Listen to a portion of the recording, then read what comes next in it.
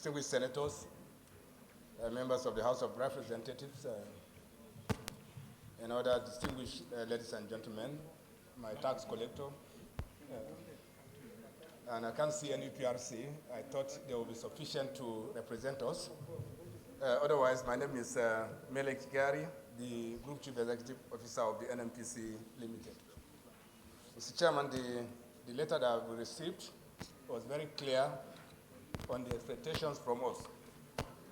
It asks specifically that was the statute establishing the entity that we are representing today. And I would like to thank you because the NNPCL Limited was a creation of the National Assembly.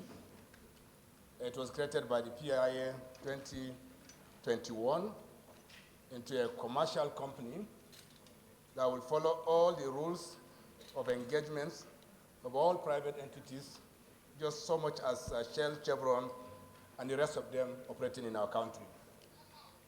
And Mr. Chairman, I would like to specifically say that this has worked for our country, and you now have a commercial national oil company that obeys all rules, regulations, that is bound by all the provisions of the Petroleum Industry Act, and also the Company and Allied Matters Act and all other corporate governance standards that every company of our status and our type of business operates and respects.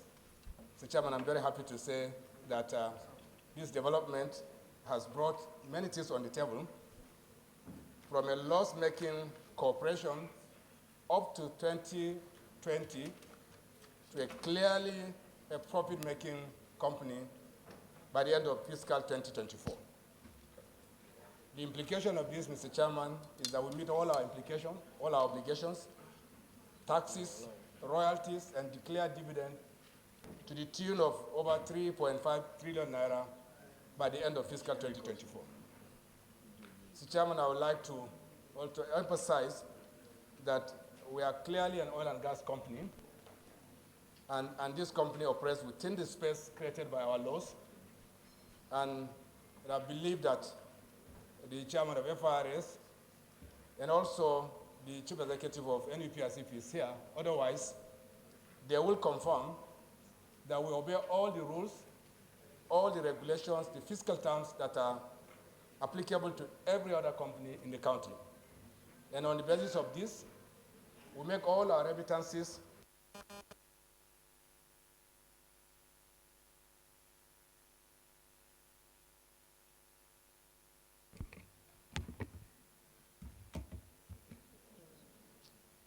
So by provisions of the law, we are no longer required to make payments into the consolidated revenue account. So we pay taxes and royalties to the FRS and the NNPCL respectively, and ultimately to declare dividend, and we make these payments to the accounts established by the shareholders of the company, in this case, the Ministry of Petroleum Incorporated and the Ministry of Finance Incorporated, both of them resident in the Central Bank of Nigeria. And therefore, you will not see any inflow from NNPCL directly into the consolidated revenue account of the Federation, which is also, we understand very clearly, flow into the consolidated revenue account is bound by the provisions of our Constitution, and obviously, because of the creation of the NNPCL by the law, it is required to make direct payments to the institutions that should make those payments to those institutions. And I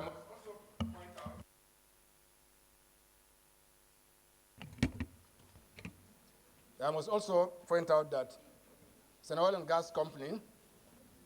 Everything we do comes from production. And I must also add, Mr. Chairman and co-chairman, that we do not have 100% visibility of all production in the country anymore. We're only accountable for the production that is coming from our joint venture arrangements, the production sharing contracts, and those production that are coming from our wholly owned company called the Nigeria NNPCL E&P Company Limited. So whatever numbers we present is not reflective of national production. We can only account for the production that we are accountable for. There are independents that we have no visibility, we have no business with them, we do not know what they are doing, and we will have no say and no numbers around this. Having said this, Mr. Chairman. No, I think you need to make yourself clear. Yes. Nigerians don't understand these technicalities. You don't know what they are doing in the sphere of your project. You need to make it very clear. Yes, the clarity is this. That's what NNPC is in partnership with multinational companies and local companies, either as joint venture partners or production sharing company partners, contractor partners. So we know everything they are doing in these two arrangements. We also have a wholly owned company, it's called the NNPCL Limited, which produces independent of this arrangement, and we know everything this company is doing, and we're accountable for it. What I said we do not have visibility is that you have marginal bill operators, you have independent companies that don't have any relationship with NNPC in terms of oil production or other operations of the oil and gas industry. So only the regulator can account for their production. That's what I mean. So whatever I'm going to say, it is around the production that NNPC is accountable for. Of course, as a matter of due diligence and oversight, we do keep data that we collect from the regulator to make sure that national objectives are met and that we can see other people's contribution, but not as a matter of obligation. I think that's the point I'm trying to make. So these data are public. It's published by the NNPRC, and we all collect the data from the same source to see what even the independents are doing. But by no means we have any responsibility on those people. So having said this, I would like to also point out that in fiscal 2024, now overall, we made about 92% of our planned production, and I'll give you the data subsequently in the written submission. As a national figure, the country did not meet the targeted production for 2024. And secondly, the other element that is critical is price, which is also a major subject of this discussion and financing our budgets in 2025 going forward. Price estimates, as you recall, Mr. Chairman, for 2024 is for $78 to the barrel, but the average at some point it has actually gone down to even 74. But the average, the price oscillation is in such a way that it has compensated for this, and the country actually made whatever estimates that the value that it will bring has been met by the price balance that it has created. To be very specific, Mr. Chairman, up to that September 2025, as you call Mr. Chairman, we're a private company, so we do quarterly accounts. And by the end of September, I can confirm to you that NNPC's contribution is 10 trillion naira of revenues to the Federation. This I can give you the breakdown. There are corporate taxes, there are payments to NNPRC for operations, there are assets under management that we are handling for you, that's the PSC assets. There are also indirect taxes collected by us and paid to the FIRS, and also dividends that were paid to shareholders on a monthly basis, and also other employee-related taxes and other statutory payments that we make. So we have numbers around this, and I'll also make fiscal submission to you on this. And I must point out, at this point, Mr. Chairman, that NNPC did many things on behalf of the Federation by virtue of the provisions of the PIA. And I must repeat this, Mr. Chairman. The PIA said that NNPC is the supplier of last resort to the Federation. It said that NNPC must continue to provide energy security for the country at a cost to the Federation. So the law is very, very clear. As you recall, price adjustment for petroleum motor spirit, or PMS, only came to finality some months ago, as you recall, until 1st of October 2024. Prior to this and post the the deregulation environment, there were clear reasons, and we understand this and we accept this. There are clear reasons why price adjustment could not be fully effected until 1st of October. Maybe this is not the right platform to speak about, but we completely agree that there was clear basis for us to maintain certain prices until the 1st of October. And this, of course, is at the cost to the Federation and to the rest of us. And ultimately, we could not remit the taxes and royalties when they are due because the obligation to balance the price of the PMS is such that the overall fiscal obligation of the company does not cover it.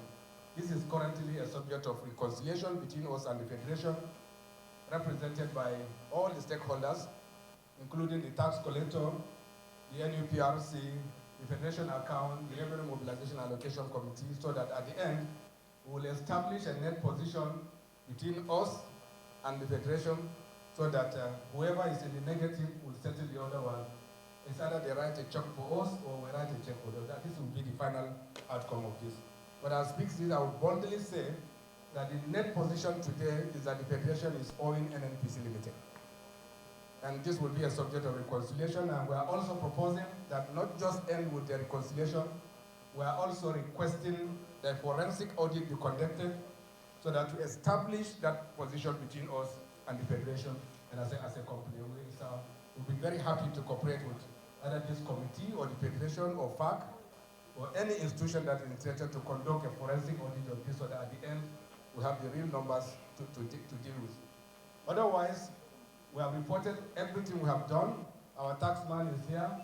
Perhaps if not for the subsidy issue, we know clearly by every standard and records, NNPC is the highest tax-paying institution in the country, and we are very proud of this. And also the highest payer of royalties to the Federation, and also the highest payer of dividends from any business. Very understandable also. We are an $80 billion company, we understand this. But we are meeting all our obligations. We proudly say that by the close of this year, this company will pay dividend estimated at about 3.5 trillion naira at the end of the year. We have more ambitions for 2025. It will exceed this, and I will not speak to it because the board of directors of the company will meet next week to finalize our budget on all our expectations for 2025. And at that point, I will give you data with finality around the expectations for both taxes, royalties, and also the dividend that will come. But I can assure you that in all cases, they will be far above the position that we are holding today in 2024. That is not to say that we do not have estimates today. We have our expectation. We believe that Mr. President's declaration of a budget level of 2.06 billion total national, including that of independence, is realistic and is realizable.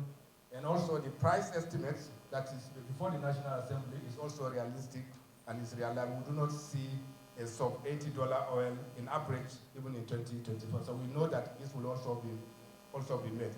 Our precise contribution, Mr. Chairman, by end of next week, while confirming that the President's numbers are realistic and realizable, we will give you precise NNPC figures contribution to the national basket by next week when we complete the board of directors. I'm sure you will allow me that I should take it to governance so that the board of directors of the company will endorse this for me. Thank you very much, Chairman. Thank you, the Group Chief Executive Officer of NNPC. But the summary of what you have said, I'm sure my distinguished colleagues and honorable members must have heard you very well. I will open the floor now to my distinguished senators and honorable members. If there is any question or observation that has been made, from what the GCEO have said. We'll be meeting in 2 weeks or whatever, when you'll be giving us the final figure of what you'll be putting into the basket. But you said, however, that is not to say that you do not have something for us. So what do you have as a temporary contribution to the basket so that we know that at least we have something to go home with, pending when you give us the final figure from the resolution of the board of directors? Thank you. Just take. The budget before us includes the estimates from you. And this budget couldn't have been presented with other estimates. And so we will expect that the estimated figure is presented to us. That's it. Yes, the chairman, the co-chair. Crude will not fall below $80. If I had you $80 per barrel, if I heard you right. But I'm wondering, what level of production are we expecting over the period 2025 on average? Because as they said, the budget proposal is substantially based on revenue we're expecting from crude oil. And the calculation is based on the quantity that we expect to produce and the price that we expect to sell. So you are saying you do not give anything to federation accounts, you only give dividends and taxes and things like that. So are we wrong to now base our budget on the volume that we are going to produce and the price that it's going to sell? Thank you. Questions are very helpful, and I'll use 2-3 minutes to clarify them, so that some members of this committee are also members of the other committees, and they may find it very, very useful. Let me start. We do have, and that's why I said, Mr. President, estimate submitted, the executive estimate submitted to the National Assembly of 2.06 is realistic and is realizable. That is why I started. So whatever contribution is expected from NNPC, will meet it and perhaps even exceed it. We are aware that our contribution should be 1.88 million barrels per day from our own businesses and related businesses. And what I really said is that we will take it to the board of directors as becomes an obligation, as an internal budget matter for us to deal with. That's really the point I'm making. I'm not saying we don't know what productions will look like in 2020. So we do a contribution that is allocated to us. There is a substantial engagement between us and the budget office and our shareholders to agree with those numbers that we can deliver it. So I confirm that the numbers you have in the budget is realizable and is realistic.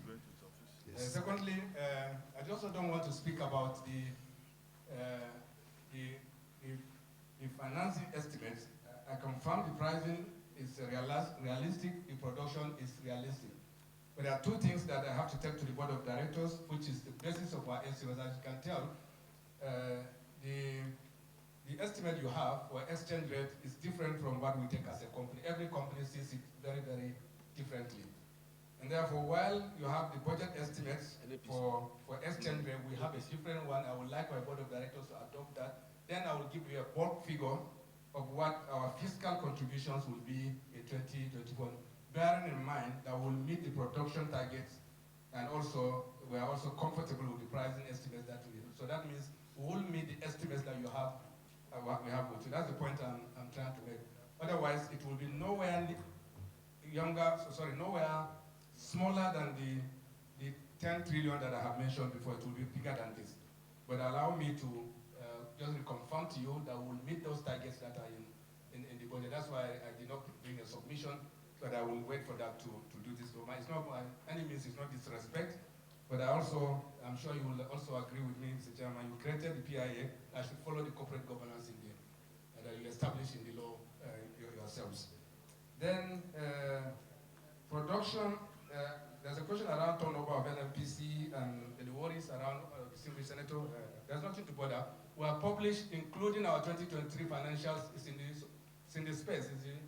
It's posted in our web page, and we'll post our 2024 budget, which includes the turnover, the taxes that we have paid, and every transaction that we have done in the company is in public space, and we're not hiding anything. We are complete. Probably we are the only company, let me put this straight, we are the only company that publishes 100% of its books of accounts. No company does this. People play around with it, and Chairman FRSCCL. No company does it. I will challenge any company to come out and post their total books of accounts as were published. No company does this. And we're very proud of this as NNPCL. This is a requirement that we committed ourselves because we're a partner company to the global EITI, which requires that company must publish 100% of their book of accounts and their financial statement. Nobody does it. People publish one page. You don't have the whole story. It's just a summary. We have 100%, including the turnover at the end. Thank you very much for calling my attention to this. Also, pipeline, and I think it's a good time to speak to this. Today, no matter what estimate we do for production, it is very obvious that for land production, shallow water and land production, security is an issue. Without mincing words, vandal action on our pipeline is real. Also, oil theft is real. Now, is there a check? Yes, absolutely, and I'm aware, and I can share this with you. There's enormous intervention by Mr. President, which has resulted in very, very significant decline in the activities of the banders and oil theft. And that is why between June and November this year, we recovered 29% of production. This is history. No country has done this. And this is as a result of the safety of the asset that we have, which I don't want to speak about security here, but I know that there's enormous work that is being done, led by the NSA and other team members on the directive of Mr. President and his panel. Therefore, security is a key issue, but security is not the only problem we have. We have asset integrity issues, which the distinguished senator has mentioned. Some of our pipelines are created older than most people in this room, but maybe the exception of some of us. Some of them are 55 years and even more. So there is a clear issue of integrity issues in some of the pipelines, and we have taken very bold steps to replace the pipeline, the major trunk lines, through a HDD mechanism. It means that we are going to bury it at least 40 meters underground so that no ordinary thief, I think a sophisticated thief can still get it. So no ordinary thief can get to it. That means you need a rig, like you do drilling with water to get to the pipe. And I think we can contain that easily if that happens. So we have taken a bold step to replace the major trunk, the transporter, the NCTL, the DNP, all of them. We have commenced a process for replacement of this, but I assure you of this.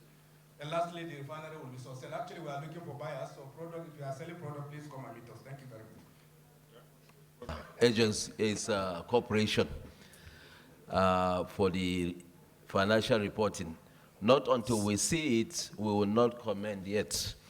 But as you said earlier, you don't mind forensic auditing of the activities. Our own major concern is the revenue drive, especially when it comes to where there are some claims. So the issue of that reconciliation, I think the committee is very much interested in it, and we will appreciate.